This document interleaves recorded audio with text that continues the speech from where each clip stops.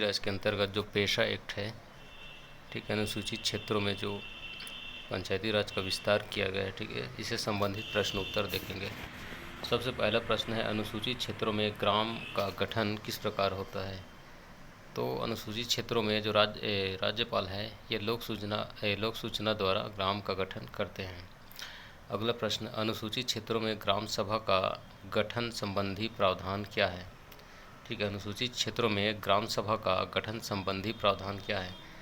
तो यहाँ पे ग्राम सभा जो है वो साधारणतया एक ग्राम में एक ग्राम सभा होगी, परंतु ग्राम सभा के सदस्य चाहें तो एक से अधिक ग्राम सभा हो सकती है।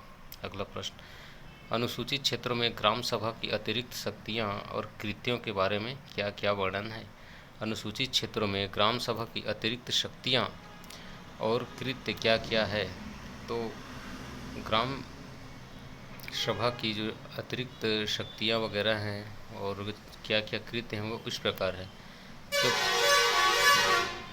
परंपराओं तथा रूढ़ियों की सांस्कृतिक पहचान करना, सामुदायिक साधनों तथा विवाद का निराकरण करना, रूढ़िगत ढंग से उसे संरक्षित करना, भूमि जल वन का प्रबंधन करना व बाजार मेला पशु मेला, ठीक है, इसका ग्राम पंचायत के माध्यम से प्रबंधन करना,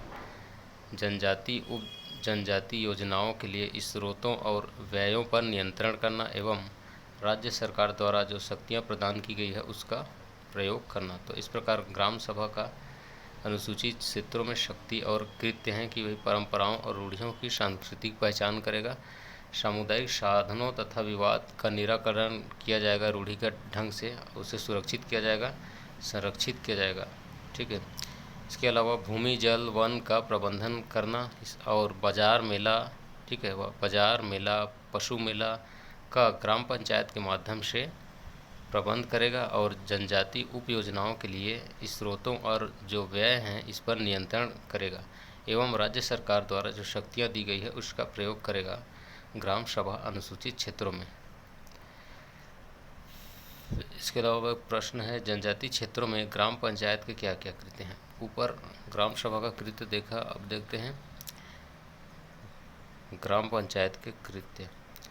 तो अनुसूचित क्षेत्रों में ग्राम पंचायत के साधारण अधीक्षण, नियंत्रण तथा निर्देश के अधीन जो बाजार मेला पशु मेला है इनका प्रबंधन करेगा। ठीक है, स्थानीय योजना जनजाति उप योजनाओं के स्रोतों और व्ययों का नियंत्रण करेगा तथा राज्य सरकार द्वारा प्रदत्त जो शक्ति वगैरह है कृत्य है इनका प्रयोग करेगा। तो लगभग वही ग्राम सभा के बराबर ही लगभग इसको भी शक्तियाँ प्राप्त है ग्राम पंचायत को।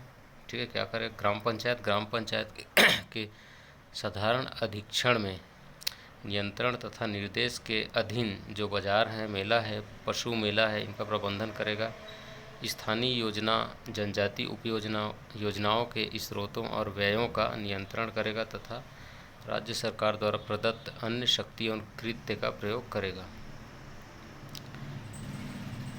अनुसूचित क्षेत्रों में आरक्षण का क्या प्रावधान है। अनुसूचित क्षेत्रों में आरक्षण का क्या प्रावधान है। तो अनुसूचित जाति अनुसूचित जनजाति के लिए उनकी जनसंख्या के अनुपात में आरक्षण होगा, परंतु अनुसूचित जनजाति के लिए स्थान का आरक्षण जो है वो आधे से कम नहीं होना चाहिए। ठीक, अनुसूचित क्षेत्रों में आरक्षण का प्रावधान इस प्रकार है कि अनुसूचित जाति अनुसूचित जनजाति को उनकी जनसंख्या के अनुपात में आरक्षण मिलेगा, परंतु अनुसूचित जनजाति के लिए स्थान का आरक्षण जो है वो आधे से कम नहीं होना चाहिए एसटी के लिए। अगला प्रश्न है, अनुसूचित क्षेत्रों में सरपंच या फिर अध्यक्ष के पद के आरक्षण संबंध में क्या प्रावधान है। अनुसूचित क्षेत्रों में सरपंच अध्यक्ष पद के आरक्षण के संबंध में क्या प्रावधान है। तो तीनों स्तर के पंचायत में अनुसूचित जनजाति के लिए सरपंच अध्यक्ष के पद जो हैं वो आरक्षित रहेंगे। तीनों स्तर के पंचायत में एसटी के लिए अनुसूचित जनजाति के लिए जो सरपंच या फिर अध्यक्ष का पद है वो तीनों स्तर में एसटी के लिए आरक्षित होगा, सरपंच और अध्यक्ष का पद एसटी के लिए। अनुसूचित क्षेत्रों में अन्य पिछड़ा वर्ग के लिए आरक्षण का क्या प्रावधान है। ठीक है, अनुसूचित क्षेत्रों में अन्य पिछड़ा वर्ग के लिए आरक्षण किस प्रकार होगा? तो 3/4 स्थानों का आरक्षण तो अनुसूचित जाति, अनुसूचित जनजाति तथा अन्य पिछड़ा वर्ग के लिए हो सकता है। से बोला है हो सकता है 3/4 स्थानों का आरक्षण, यानी चौथे 4 हिस्सों का जो तीसरा हिस्सा है वो अनुसूचित जाति, जनजाति तथा अन्य पिछड़ा वर्ग के लिए हो सकता है। अनुसूचित क्षेत्र के किसी ग्राम पंचायत में अनुसूचित जनजाति जनसंख्या नहीं है तो पंच सरपंच पद हेतु प्रावधान है कि क्या प्रावधान है? यानी कि अनुसूचित क्षेत्र के किसी ग्राम पंचायत में अनुसूचित जनजाति की अगर जनसंख्या नहीं है तो क्या वहाँ पर पंच और सरपंच पद हेतु प्रावधान क्या है?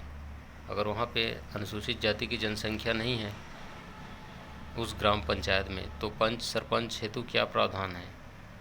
उत्तर, पंच और सरपंच के पद जो हैं वो अनुसूचित जनजाति वर्ग के लिए समाप्त कर दिया जाएगा। वहाँ पे जो पंच और सरपंच है इसका जो पद है वो अनुसूचित जनजाति के लिए समाप्त हो जाएगा, वहाँ पे उनको नहीं मिलेगा फिर, अगर वहाँ उनकी जनसंख्या नहीं है तो। अगला प्रश्न है, यदि अनुसूचित क्षेत्रों में जनपद, जिला पंचायत में अनुसूचित जनजाति का प्रतिनिधित्व नहीं है तो क्या प्रावधान है? अगर उनका प्रतिनिधित्व वहाँ पर नहीं मिला तो उस वहाँ के लिए क्या प्रावधान है? तो उत्तर है इसका, अनुसूचित जनजाति का व्यक्ति निर्वाचित सदस्यों के 10वें भाग तक नाम निर्दिष्ट कर सकता है। तो वहाँ पे अनुसूचित जनजाति का कोई निर्वाचित सदस्यों के जनजाति का कोई व्यक्ति होगा, उसे निर्वाचित सदस्यों के 10वें भाग तक नाम निर्दिष्ट कर सकता है। वो 10वें भाग तक क्या कर सकता है? नाम निर्दिष्ट कर सकता है। ठीक है, यदि अनुसूचित क्षेत्रों में खासकर जनपद और जिला पंचायत में यदि अनुसूचित जनजाति का प्रतिनिधित्व नहीं है तो क्या प्रावधान है उसके लिए? तो इसके लिए अनुसूचित जनजाति का व्यक्ति निर्वाचित सदस्यों के 10वें भाग तक नाम निर्दिष्ट कर सकता है।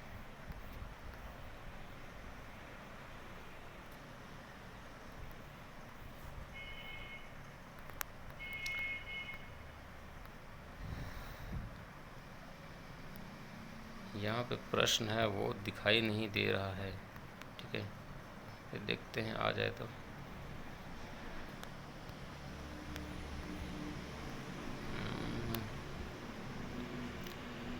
तो दोस्तों यहाँ पे कोई प्रश्न था, ये दिखाई नहीं दे रहा है। चलिए इस वीडियो में इतना ही प्रश्न।